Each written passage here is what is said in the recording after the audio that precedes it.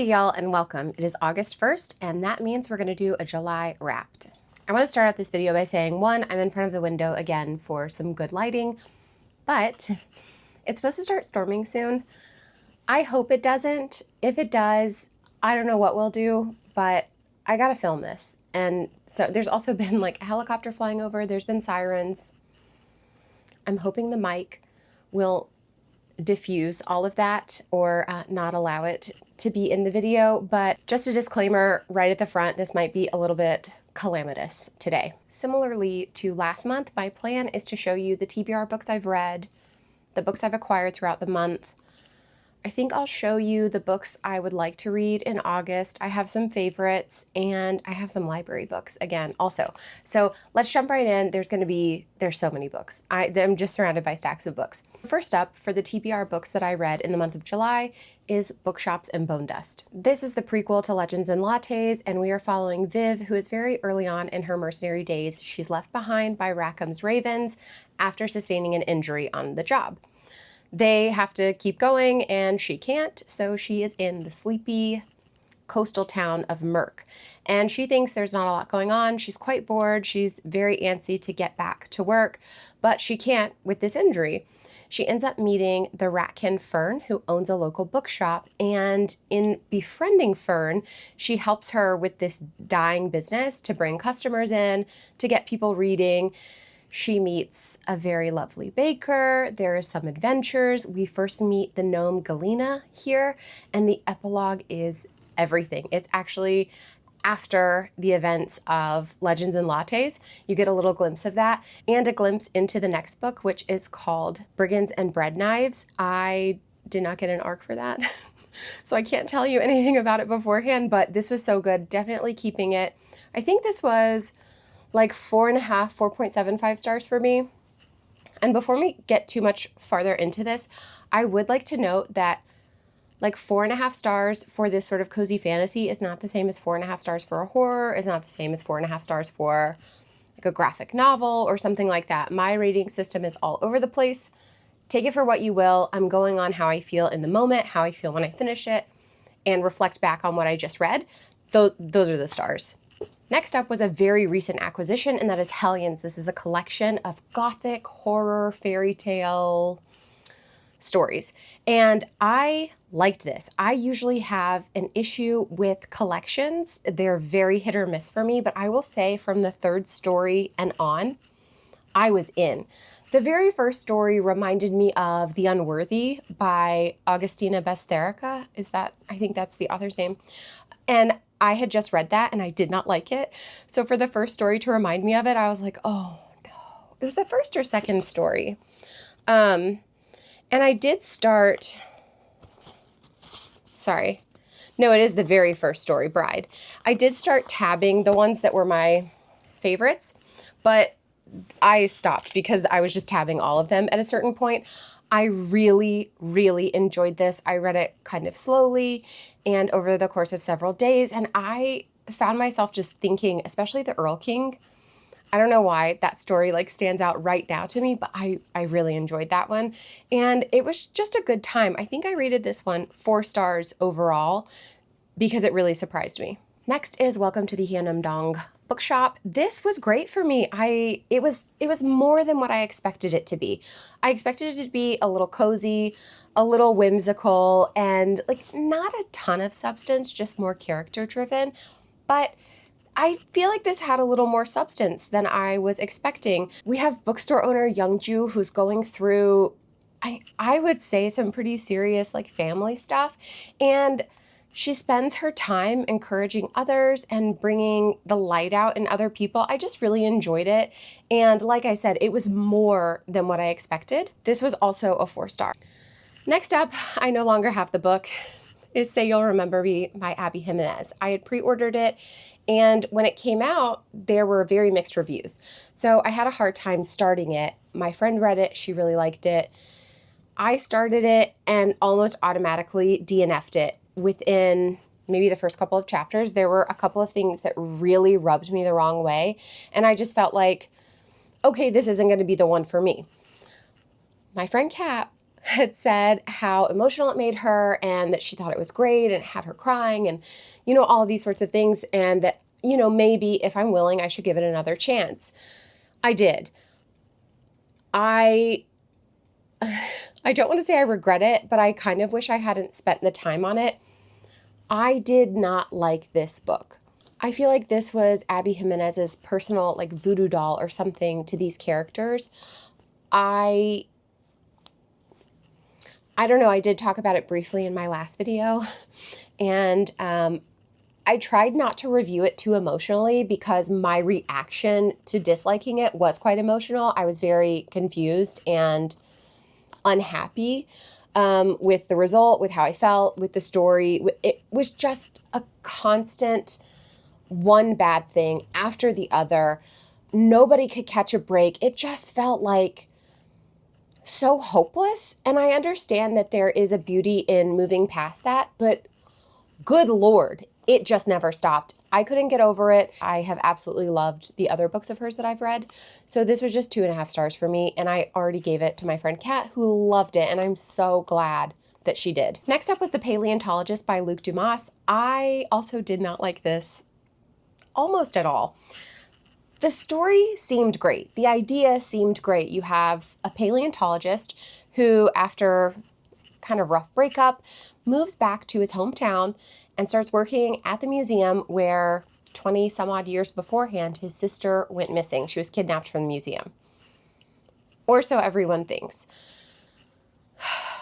It starts off rough. We're in the pandemic, which say what you want. I don't want to read fiction about the pandemic. I'm not interested. We did all live it, correct?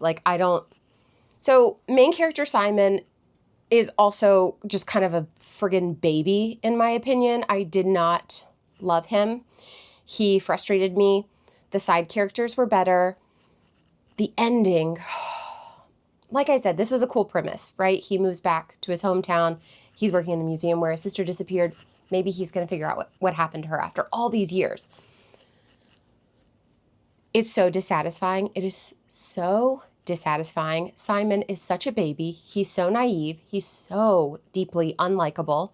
And he just comes across as completely unsympathetic. And so I had no sympathy for him and I didn't really care what happened. This will be going to the little free library, and I gave it 3 stars at the time just because I did like the premise and I did like a lot of the characters, just not the main character. And I liked the potential it had. Maybe if we were on a 10-star rating scale, this would be more of like a 4 or a 4.5 out of 10.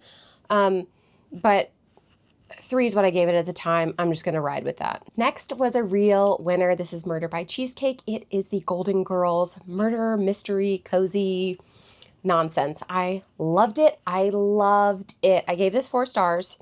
I stand by that wholeheartedly. Rose is trying to throw a traditional St. Olaf wedding for her cousin. Things happen. Somebody gets murdered. He's in the fridge with the cheesecake. He also might have gone on a date with Dorothy. It's a hot mess. I think continuity-wise, this felt like it could have been a weekend special episode of the Golden Girls or something, like a 2-parter or something like that. It did feel like a missing episode or 2 to me. The only thing that I picked up on is I think at one point Blanche says, "What the heck?" or something like that. And if you've ever watched the show, you know Blanche often says, "What in hell?" Not what in the hell, not what in the heck, not what in the what. She says, "What in hell is going on?" And so that was like a little, just something I picked up on. Blanche is kind of my favorite. And I do notice that was a little bit different. But otherwise, I loved it. I had a great time. It was fun. It was nostalgic. And overall, for this category of like cozy, nostalgic mystery, definitely 4 stars out of 5. Next from the summer TBR was Till Summer Do Us Part. This is kind of a different take for me on the fake dating thing. We have main character Scotty, who works for a company that is largely men, and they're all married, feeling a little out of the club. She mentions that she's married. Someone calls her out on it, and she says, "Well, I don't mention it because we're going through a hard time." Wouldn't you just know, the CEO of the company's husband is a marriage counselor, and she says, why don't you meet with him? That turns into her bringing her best friend's brother to a counseling session, them signing up for like a week-long relationship camp, and just stuff ensues. I thought it was a very honest take on a relationship and its failings. Scotty, our main character, is divorced, so she has had that experience of a failing marriage or a troubled marriage. And so a lot of the fake that she did with Wilder, our mailman character, was actually real. And I just appreciated the more honest communication. It was also kind of funny, just the blunt honesty. And I really enjoyed this. This, for a romance, for me, was definitely like a 4.25 to 4.5, somewhere in there. It was a great time. I loved it. It's big. It did not feel overly long or like anything should have been cut from it. I actually think it was a perfect length. It was really a good time, but also had a little more substance. I read Secrets of a Summer Night for my book club book. I think I mentioned this to you guys, and I tabbed the bejesus out of it because it was a book club book for discussion. And I really liked this. I am not traditionally a Regency era, or this might not be Regency, but I'm not this type of romance girl usually. And I liked it. I had a good time. I want to continue the series. And I think it was honestly really fun. I don't know if this is a recency bias or not, but I think I enjoyed this more than the Bridgerton books. So we'll see. I'm going to read the second one. There are 4, and I think there's like a Christmas special. So once I finish it, we'll see if that stands, but I do think I like this a little bit better than Bridgerton. And this is another 4-star for me. Next up was a buddy read I did with Allison. This is Mexican Gothic.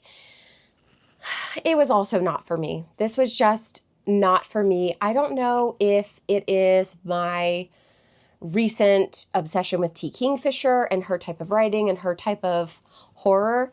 If you're not familiar, T. Kingfisher does horror, fantasy, and she's done like children's work or young reader as well. And her horror is better than this horror. Like what this horror was trying to do, I feel like I've read better. Specifically, like if you're looking for creepy fungus, go to T. Kingfisher. If you're looking for an unhinged, familial, like woman-to-woman relationship, Blood on Her Tongue was great. I've just read this better, I feel like. I gave this 3 stars because it was okay. I liked the setting. I didn't really love any of the characters, but that's fine. I don't need to like anybody. The setting was great. The premise was interesting, but it just really fell short for me, so this will be moving on as well. Strange Weather in Tokyo was on my translated TBR, and honestly, a hugely anticipated book for me. This was not it. It was odd, but not the kind of odd I was looking for. Uncomfortable odd, but not uncomfortable horror odd. Just no for me. I again, didn't like any of the characters. Didn't find the setting compelling, didn't find the plot compelling, this was 2.5 stars for me. This was really just not it. I was hoping for so much more, and this just didn't deliver in the way that I wanted it to. In a completely different direction, Howl's Moving Castle. This delivered more than I expected. I absolutely loved it. If you're not familiar, main character Sophie kind of pisses off a witch, and she gets turned into an old lady. Again, nonsense ensues. We have Howl. He has a moving castle. He has also a very bad reputation, but maybe he shouldn't. Maybe it's manufactured so people will leave him alone. I don't know. He's got a moving house. He's got a talking fire, and he's got a sweet young apprentice. I loved it. I want more of it. I know it keeps going, but I do think it keeps going in a different vein. I don't know if we get more of Howl, but I also found out that there's a movie for this, and I feel like maybe I should have known that going in. I didn't, but there is a movie. My friend has recommended that I watch it. It's very good. I loved this book. I finished it and immediately wanted to start it over again. 4.5 stars. The Princess and the Grilled Cheese is a graphic novel. It is romance, also just sort of silly, but in the best possible way. It's not so silly that you're rolling your eyes throughout, but There's a lot of cheese puns. Everybody is like named after a cheese. The locations are cheese centric. The clothing brands, cheese. It was so fun. It was so beautiful.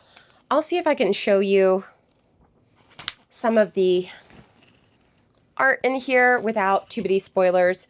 But I just really, the facial expressions were so good for me. Look at her face. I loved this. I read it, I think, in 2 sittings, and I didn't really want it to end, so I drew it out a bit. I loved it. I don't know if Deya Muniz has more work, but I'm going to be looking. This was perfection. The Princess and the Grilled Cheese, I think I gave 4.5 stars as well. Next was The Council of Animals. Do you ever have a book that you just know is going to be 5 stars? You see it. You read the back. You know this is going to be your book. I felt like this was going to be 5 stars for me. I was so excited. We did not vibe. I think I gave this one 2.75 stars because I don't know who this was for or what we were going for here. Sometimes you just have a good time. Sometimes there's no purpose.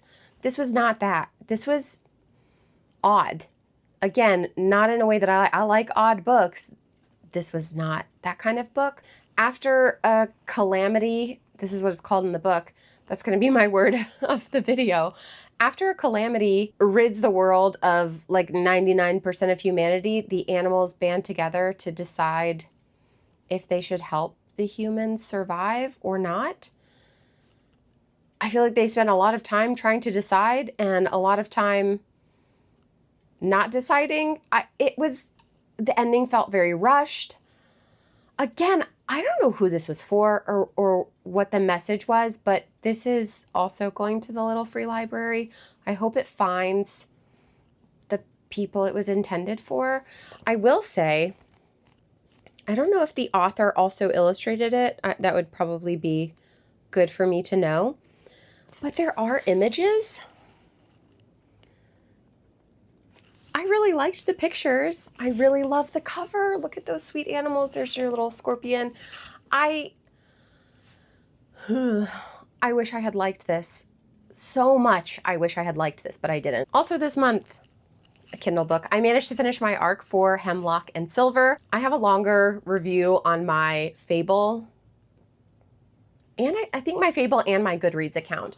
I loved it. This is not the real cover, but I did read it on my Kindle because it was an e-arc. I loved it. I loved it. Javier, new favorite mailman character. This story follows a healer called Anya, but she's not really a healer. She's more like a poison specialist, and the king calls upon her to help his dying daughter. Snow is dying. He doesn't know if she's being poisoned. They don't know what's going on. He suspects poison, though, because of her symptoms. So Anya travels from her home to this estate where the princess is staying.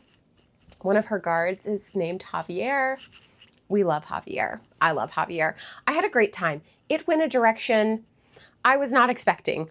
It is a Snow White retelling, but in classic T. Kingfisher fashion, she completely creates something new out of a beloved, well-known tale. I'm so grateful I was able to get the arc of this. It is coming out, I believe, August 19th. I have pre-ordered. I'm going to put like what it really looks like here or something. I don't know. And I was able to pre-order, I think from Waterstones, a signed hardcover, signed by T. Kingfisher. I'm so excited for it. It was a great time. She does not disappoint me ever. I am still waiting to be disappointed by her, and I feel like the day will just never come. The final 2 were pre-orders. So first up was A Witch's Guide to Magical Innkeeping. I did enjoy this book. I enjoyed her first book a little bit better. In this book, we're following Sarah, who I think when I read the blurb initially, I thought this was all happening when Sarah was an adult, but at the age of 15, she is an extremely powerful, like power we've never seen before, powerful witch. And she's working through her guild to hone her magic, etc. Her aunt dies, and she revives her. She brings her back to life, which is big wrong, big against the rules, okay? That gets her pushed out of the guild and she loses her magic for it. She still has like little bits of magic, but this happens when she's 15. So she grows up working in her aunt's inn with her. There is a spell that could restore her magic, and this tells the story of her and sweet baby angel Luke, who is a historian at the guild, trying to work out really the ingredients of that spell. They're a little loose, they're a little open to interpretation. So they work together to gather the ingredients for the restoration spell. I liked this. Please don't get me wrong. I did enjoy it. I will be keeping it. I might even reread it one day. I don't know. But the ending fell so flat for me. So flat. I liked it. I didn't love it. The ending really just kind of hurt my feelings. The final book, as I showed you before, was The Enchanted Greenhouse by Sarah Beth Durst. This is another author that I'm a little afraid she's not going to be able to disappoint me. I ate this up. We're following Terlu, who is turned into a wooden statue after, in a bout of loneliness, deciding to give sentience to a spider plant. She was lonely. She started working at the library because she thought she'd be able to interact with people, and that's not how things worked out.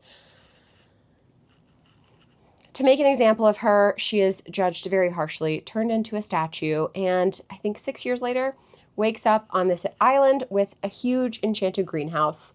She meets a dude, he makes honey cakes. We like him. And there's a lot of talking plants. There's a line where our main character, Yarrow, I'm not sure, says, "Who hurt you?" Done. That's it. I'm good. So Sarah Beth Durst actually has, I think, some YA books in a series that predated all of the spell shop, this type of stuff. And she has another YA book coming out, like a YA cozy fantasy coming out next year. It was just announced. It looks really good. I'm going to let's put it here so you can see the cover.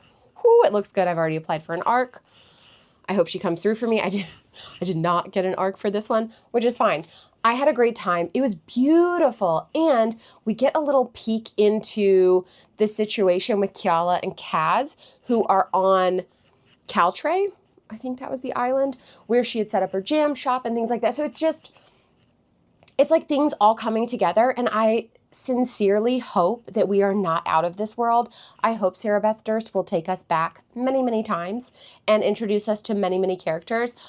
I loved this. We also had the cat dragon, just one. All the other ones left, but one stayed behind. It was just a great time. I loved it. Those are the physical TBR books that I read, but I also have an honorable mention from this month, The Haar. When I finished Blood on Her Tongue, this was one of the recommendations for books to pick up next. You guys, I got it from the library. I waited my turn. I got it from the library. And as soon as I finished it, I was out the door picking up a copy of it because I instantly wanted to start it all over again. I'm not an annotator. I'm not a flagger usually, unless it's a book club book or a book I know I'm going to be discussing with someone and I want to be able to reference things back. I want to annotate this. I love this. This is body horror. This is a Scottish fishing village on the verge of like corporate takeover. It's so good. It's so gross. You cannot look away. It's perfection. It is horror perfection, in my opinion. David Sodegren, I don't know where he gets this. I had the best time. It's short, it's sweet, it's short, it's disgusting, and just that sort of gross that you cannot look away from. I loved it. I cannot recommend this enough. This is 5 out of 5 horror for me. I ate it up. No pun intended. It's very gross. Loved it. All right, now that we've seen that, let's jump into the books that I bought in the month of July. July was a very book and event heavy month. You will be seeing all of those things coming up soon in a video. But there was a lot of book buying. There were pre-orders out the wazoo. You've already seen 2 of those. So I'm going to try to rapid fire these because there's so many. Mile High by Liz Tomford. I've been wanting to get into this series for a long time. This is book 1 in the Windy City series. Chicago, Windy City, you get it?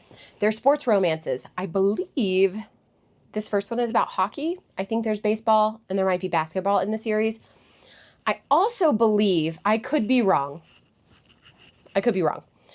I believe she has just released the final book in the series, Rewind Back, maybe. I don't know.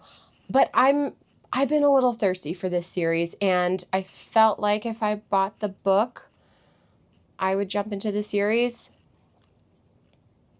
Elsie Silver, anyone?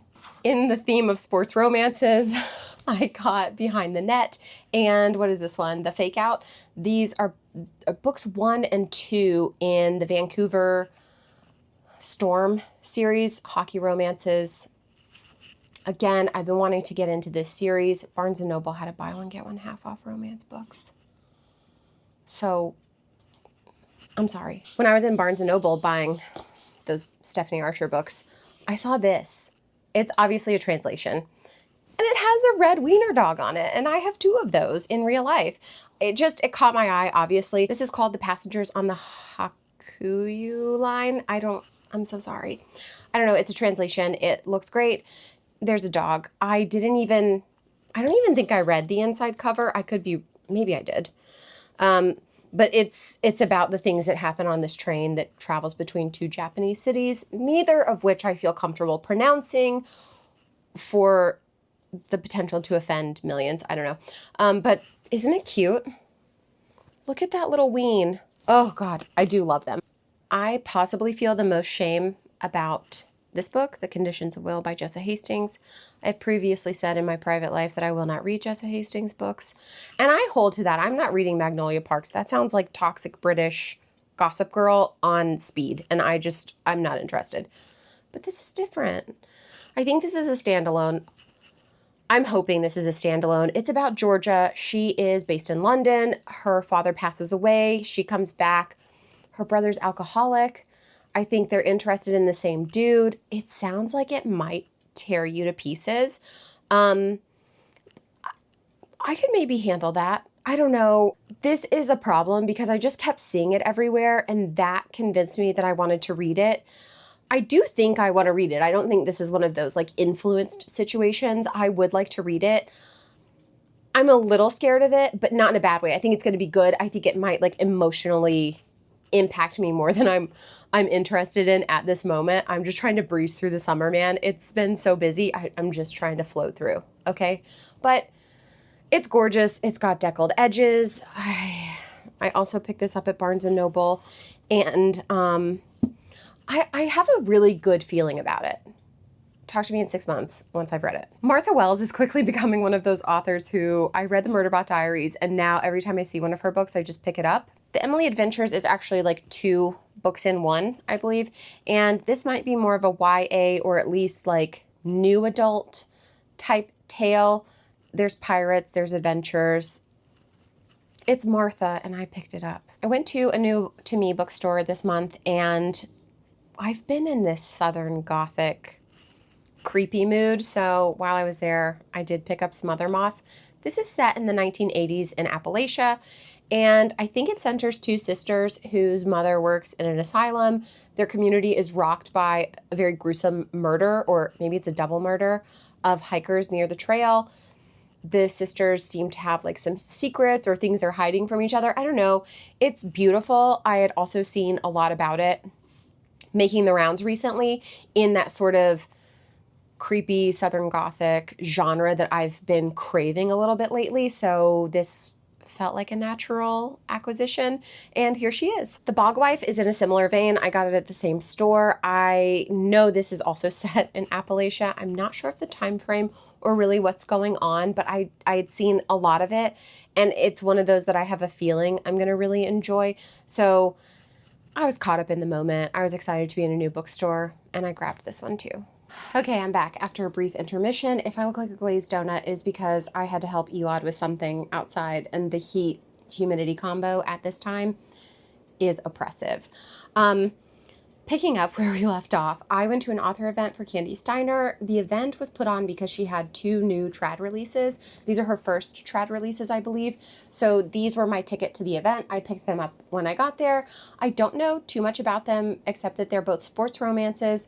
The second one came after like sort of fan commentary about giving the best friend from this book her own book.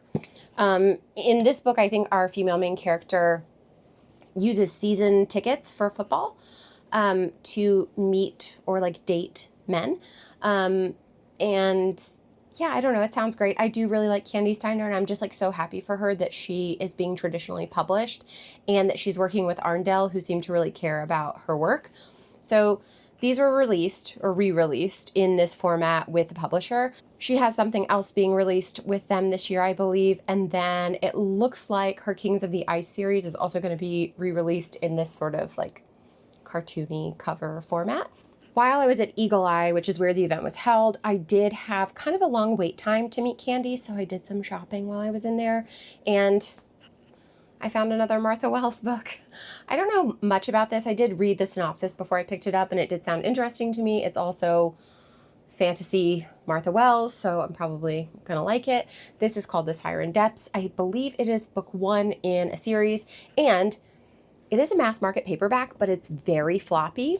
Like, you could crack this all the way open and you're not going to split the spine. I love that. I love this very creepy guy on the cover. He's quite scary looking. I don't know what he is either. I want you to be able to see him. He's got some odd feet, claws, wings. Looks like some pretty good dreads, or I don't really know. Anyway, Eagle Eye offers used and new books. And in my experience, bookstores that have a lot of used inventory usually have mostly used inventory. And then there are some newer books sprinkled in. This store was not like that. It seemed pretty even maybe more new books than used books. But of the used books there, I found these two by Sarah Adams. This is like a Rome, Kentucky series. I can't remember what the series name is called, but I feel like it's something like that. So this is actually book 1, and then this is book 3, which just came out, I think, in January of this year. They obviously didn't have book 2, but this is a series that my mom was also interested in reading, so I thought perhaps we could read it together. And when I saw these, especially used for, this one was $7.99, this one was $8.99. Yeah, $8.99 for the newest one, which again, I think it just came out in January. I thought that was a great price. I couldn't pass it up. I do want to read them with her, and yeah, that's the story there. I got my first Octavia E. Butler. This is Dawn by her, and this is like sci-fi fantasy. I have never read any Octavia E. Butler, but I've been wanting to very badly. And I was feeling shoppy, obviously, feeling very spendy, and decided to pick this one up. It sounds great, but I think she is known for writing wonderful but very heartbreaking sci-fi fantasy. So I think this is probably going to hurt my feelings a little bit, but I'm also going to have a really good time. I don't know. The last book I got in Eagle Eye is The Devils by Joe Abercrombie. I believe this is his most recent release.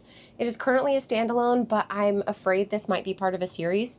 Not afraid, but I don't need to be starting any new series, really, honestly. This will be my first Joe Abercrombie. It sounds very interesting. It is about a brother. I don't know what brotherhood he's in, but he is summoned to the sacred city and he thinks he's going to be like awarded some sort of commendation, but really he shows up and his new congregation is like the absolute pits of the pits of terrible people. I don't know, there's elves at their gates, there's going to be a war or at least some kind of battle, and this is his group. I don't know. I could be getting that totally wrong. It sounds good to me. I've heard pretty good things about it, and I do also have it on hold from the library for the audio, but I couldn't pass it up when it was there for only $19 in this awesome hardback. My last adventure in book buying for the month was at our book club event. We met at Barnes & Noble and we did some shopping while we talked. Also, I just found this in my book. My niece made a drawing for me that Kat brought to book club. I love it. She asked what I wanted and I said a mermaid. So she drew me Ariel. I need to put that up somewhere. The first thing I got was Rita Hayworth and Shawshank Redemption by Stephen King. This was a deal for like $5 if you bought something from the cafe. I was getting a drink anyway. It's a Stephen King book that I do not have, and it is the basis for the movie The Shawshank Redemption. So next is a cute looking rom-com that I had never heard of, and I'm actually not familiar with the author either, but it's called The Holiday Honeymoon Switch by Julia McKay. This is two best friends who are so close they even look alike, decide to switch places after one of them is jilted by her fiance. So her friend goes on the honeymoon for her, and then the jilted friend goes to an Airbnb in the mountains. So you can kind of see like one's in Hawaii, one's in the mountains, and I think they meet their matches. Last is a cozy mystery that has been on my radar for a little while. This is about Lila, who moves back home after a heartbreak. She is tasked with helping save the family restaurant, I believe, and there's like nosy aunties and just people up in her business. She thinks she's going to be in a rom-com, but her story quickly turns into a mystery when there is a murder, and it's actually her ex-boyfriend who is kind of a nasty food critic as well. So it just sounds really good. It sounds like the type of thing I would love. I do love a cozy mystery and like restaurant or food bakery type tie-in. So this seemed right up my street, and I can't get over it. Look at him. Will it focus? Do you see? Do you see him? So cute. All right, so that's what I read. That's what I bought. And next up, I want to show you what I would like to read in the month of August. This is not from any of my TBRs, but I was just poking around the shelves earlier and this stood out to me. It's called Swamp Story by Dave Barry. This seems to be about a young woman who has an infant daughter, a kind of grody ex-boyfriend, and she finds a mysterious treasure that could get her out of this whole thing if she can just get out with the treasure, right? But some really bad men are also looking for the treasure, so that sort of ties in. There's also, I think, a bar or a liquor store owner who is trying to go viral on the internet. At the same time, all happening here in the Everglades, a presidential candidate is starting his campaign in the area. There's just like a lot of nonsense going on. I love that there's a gator on the cover, and this just seems right up my street. It seems a little summery, a little fun, a little outrageous, so I'm looking forward to reading this one in August. From, I believe my summer TBR is The Husbands. I've talked about this book a lot, so I'm not going to go into a ton of detail, but I do expect to read this actually in the next week or two. It's high up on the list. Another summer TBR and road trip style book is Mrs. Nash's Ashes. I've also talked about this one at length, so I'm not going to bore you with all of the details, but again, probably going to read this in the next week or two. I don't think I've read any Stephen King this year, so it is time to jump into Billy Summers. I've had this since it came out. I did pre-order it when it initially came out, and it's just sat on my shelf for a long time. I'm not 100% sure why I haven't dipped into this one yet, but the time has come. I've talked about Dungeon Crawler Carl at length and hadn't started it up until this point. I have started it. I'm a few chapters in. I'm loving it, and I'm almost like meeting it out to myself because it was instantly pulled in. I'm instantly like in love. I'm on it, right? So I have started this. This will be read this month. The other thing is I got approved for the arc of the 7th book in this series. This is book 1. I have just started it. The 7th book comes out in about 7 weeks, I think. So I'm gonna need to read those 6 books before I can even start book 7, obviously. So this has moved high up on the priority list. Those books I showed you before are probably going to be coming in between these books. And yeah, I really have to get that fire lit under me to get these read. In that same vein, I have the 2nd book. It is a bit smaller, but the 3rd one is monstrous, so little nervous. This starts my library books. I have not been able to get book 4 from the library yet, so we'll see about that, but this is book 3 in the Dungeon Crawler Carl series. I have it from the library until the 15th, I believe. Next was one of my more anticipated reads for the year, and this is My Father Always Finds Corpses. I did talk about this also in a video too. I think it was one of my most anticipated releases of the year. This is kind of like a family drama / mystery between a father-daughter who are looking to solve a crime together, and I just happened upon this in my library. It was there on a shelf and I noticed it while I was picking up this chunk, and I thought I would grab it. It's quite small. It's small, like slim, but also the format is quite small. It's only like 280 pages. So I think I can get through this pretty well too. The last book I picked up is Tiny Habits by BJ Fogg. This is a book that I heard about on one of Shauna's videos. She had talked about, there's another habit book going around. I can't remember what it's called. I have no idea, but she had said instead of that book, she would recommend this book. And so I just was poking around and I found it at the library. So when I picked up Dungeon Crawler Carl book 3, I picked this up as well, and I found this guy. So they're all due about the same time, and I look forward to just kind of like picking around in this book. I probably won't read it cover to cover. I don't tend to be big on self-help style books, but this does seem to be more science-based, and I do love a science-based nonfiction. I love a Mary Roach book. I don't think this is going to be quite as comical as one of her books, but there is interest there. So I'm looking forward to, like I said, just sort of moving in and out of this, seeing if there's any helpful tips or things that I hadn't considered or known before. Those are all of the books I have to show you. And with what I read, what I brought in, and some books that I purged, which you could see on my previous video for my TBR check-in style video, I am at a net +1 on my TBR.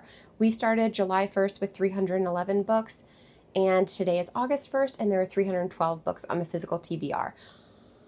I'm not thrilled with the amount of books that I brought in this month. It does not concern me, but I feel a little bit let down by myself. I'm going to try not to be too hard on myself about it. It's done. It's already happened.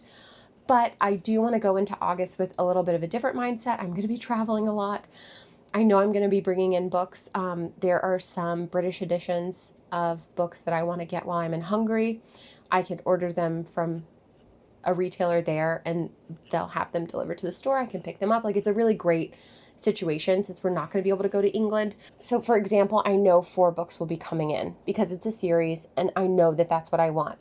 I have the pre-order for Hemlock and Silver coming in, but that's already been read, so that feels kind of like a win.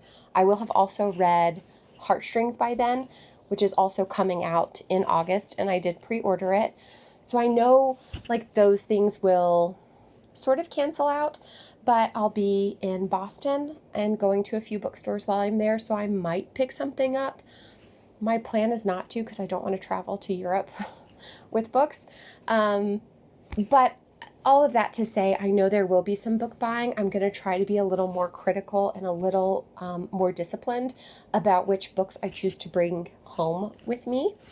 And hopefully we'll see that number dip below 300 when we do the August Wrapped. I feel really confident that that's possible. And I feel really confident that I will be able to resist the desire to buy as many books as humanly possible. Oh, I did want to add, I have some books on my August hopefuls that I don't physically own and I don't have from the library, so I wanted to mention those. The first is my Heartstrings arc, which I will have a physical copy of when it's released. So I have started that, but I will need to finish it in the next week or so because it is coming out on August 12th. What else? Oh, The Night and the Moth. I have had that on hold from the library for a while and it just came in. It is the audio, so I will be listening to it. And so I know that that's going to also happen this month. Water Moon, that is a fantasy, I think a cozy kind of fantasy. And I've been really interested since it came out, honestly, and it has recently come available from my library. So I know that I have that. And that was it. That was all of them between the physical and the what I know I'm going to be getting from the library. Lastly, I wanted to share with you some of my kind of book-ish or just like favorites from the month, things that I'm really enjoying. First up is my Kindle. I have been loving my Kindle this month. I did redecorate and add like some different stickers. I have a pop socket on mine. I have the clear case. My stickers are not attached to the Kindle. I just use a little piece of tape to put them on there, and so I can swap them out anytime. But I've just been really enjoying reading on it. I've enjoyed the portability of it, obviously. And my plan when we go on our summer trip and when I go to Boston is to take this and take no physical books just use my Kindle. Another favorite has been my Sufa Softring notebook. I showed this maybe in like my May haul. I had picked this up when I was in Barnes & Noble, and usually with a notebook like this, I'm very precious with them. I don't want to use them because they're so pretty or so nice, or the paper is so smooth and I don't want to mess it up. But I have already added some stickers to it, which I don't normally do either. I'm precious with my stickers. And I added some even on the inside. And there is a little pocket in the back where I also added some stickers and pictures, and that's it. Nothing on the back side. But I don't want to be so precious about my stuff anymore because it ends up just sort of sitting in a drawer, living no life at all. So like, let it live this weird, crazy life. I have been using this as like a YouTube type planner. I have like a quick list area for my series TBR, my summer TBR, the books I wanted to read in July, which I didn't get to: A Grim Reaper's Guide to Murder.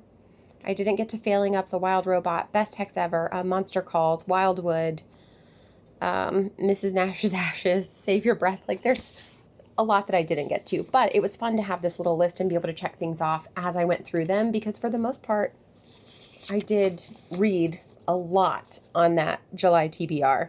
I've also been using it as a video planner for the idea and then all the different stages of filming, highlighting it when it's totally done, posted live, and that's been really fun.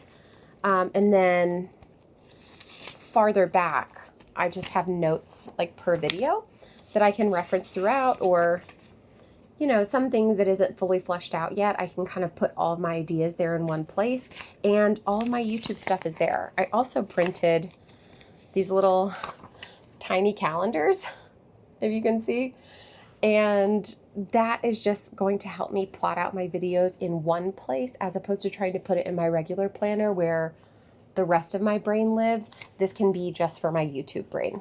Next, I've been using this constantly.